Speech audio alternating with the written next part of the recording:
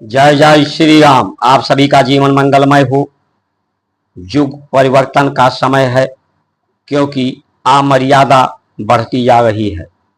सांसद और सदन में, लोकसभा हो, राज्यसभा हो, सब जगह अमर्यादित क्रियाएं हो रही हैं, प्रतिक्रियाएं हो रही हैं। देश के विधानसभाओं में अमर्यादित क्रियाएं हो रही हैं।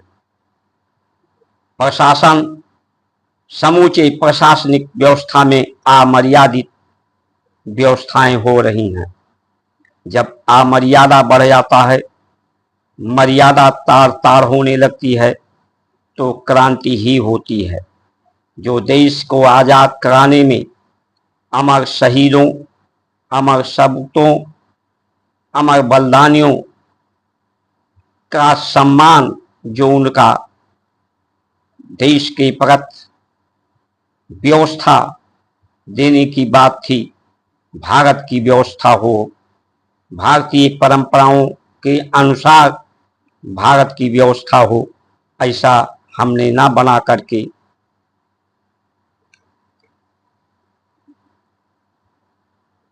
पंछी करे न चाकरी, अजगर करे न काम,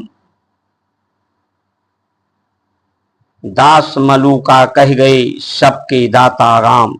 जब सत्य आचरण होता है, सत्य आचरण को स्थापित करने के लिए ही क्रांति होती है।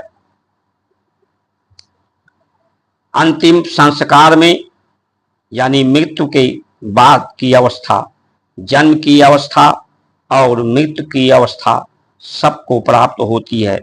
और ये अवस्था सभी की एक ही समान अवस्था होती है, चाहे राजा की हो, रंक की हो। शरीर रहता है, बुद्धि भी रहती है, पूरा शरीर रहता है, लेकिन वो ना कुछ सोच सकता है, ना देख सकता है, ना कुछ संग्रह किया है उसे साथ में ले जा सकता है। ये शरीर निरर्थक हो जाता है, किसी काम का नहीं रहता। इसके अंतिम शांति का समय आता है, सभी कर्मों की शांति, सभी कर्मों की गति की शांति और विघटन, विलय की प्रकृति ही इसे अपने में समेट लेती है। तो जो कर्म हो रहे थे, वो प्राण के द्वारा, राम के द्वारा, राम सिर्फ नाम नहीं है, रेव यानी किरण के रूप में, प्राण के रूप में, प्रकाश के रूप में जब शरीर में विद्यमान, शरीर के संग में, तभी तक सभी कर्म था। इसीलिए दास मलूका ने कहा है कि सबके दाता राम है, सभी कर्मों, सभी अनुभवों के दाता राम ही हैं। ऐसा ही विश्वास करना अंतिम सत्य है, अंतिम लक्ष्य है। जन्म जायते क्षुद्रा, जन्म से सभी क्षुद्र होते हैं। जन्म की अवस्था सबकी क्षुद्र की होती है। जो भी सृष्टि में जिनका भी जन्म होता है, क्षुद्र का पर्याय क्षुधा है, भूख। पेट में ही भूख होती है, पेट के कारण ही सबका जन्म होता है। और ये भूख, पेट की भूख, वासना की भूख, कामना की भूख और प्रतिष्ठा, सम्मान का भूख होता है, वो क्षुद्र की अवस्था होती है, क्षुद्र की परिभाषा होती है, जिसे शोभनीय नहीं बताया गया, प्रशंसनीय नहीं हो सकता। इस अवस्था को कलंकित, निरर्थक बताया गया। तो ये शूद्र एक अवस्था है, शूद्र एक आचरण है। इस आचरण, इस अवस्था को गुरु के दीक्षा, हमारे यहां कोई भी बिना दीक्षा के नहीं रहता था, यानी कोई भी शूद्रमती नहीं थी।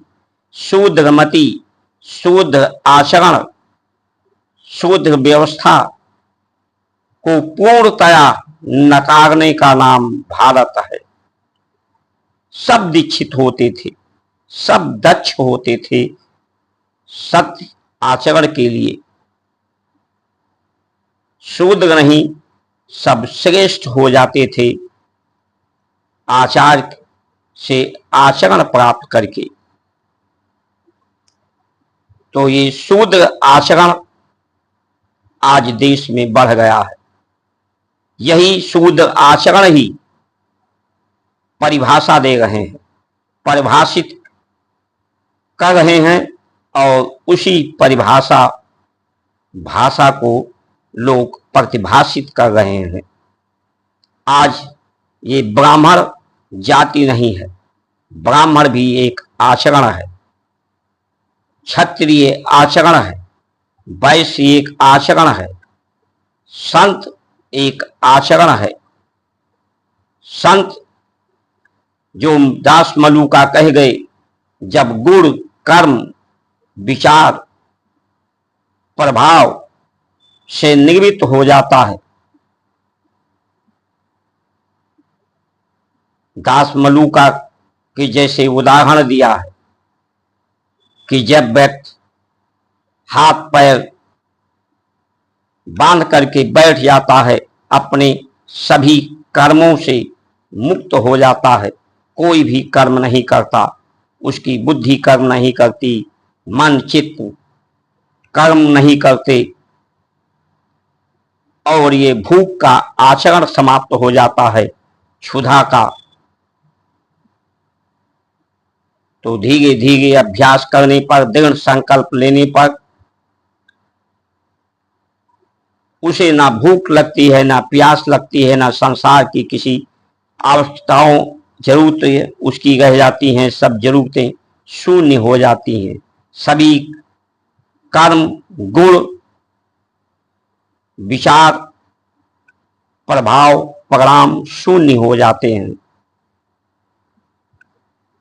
क्योंकि जो भूख है, भूख के कारण ही प्राण की गति होती है।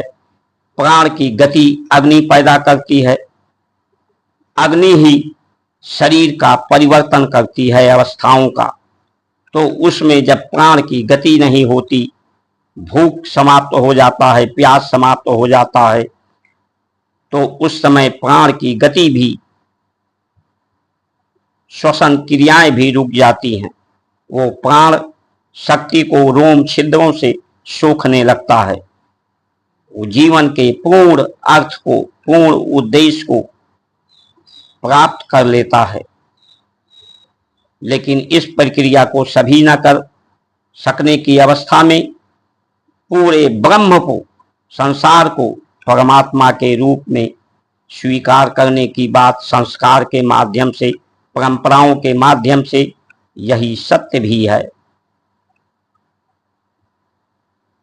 कि परमात्मा तुमसे अलग नहीं है, परमात्मा से तुम अलग नहीं हो। जिनमें भी प्राण चल रहा है, जिनमें भी परिवर्तन हो रहा है, वो सब परमात्मा के समान है। परमात्मा के समान सबसे व्यवहार होना चाहिए।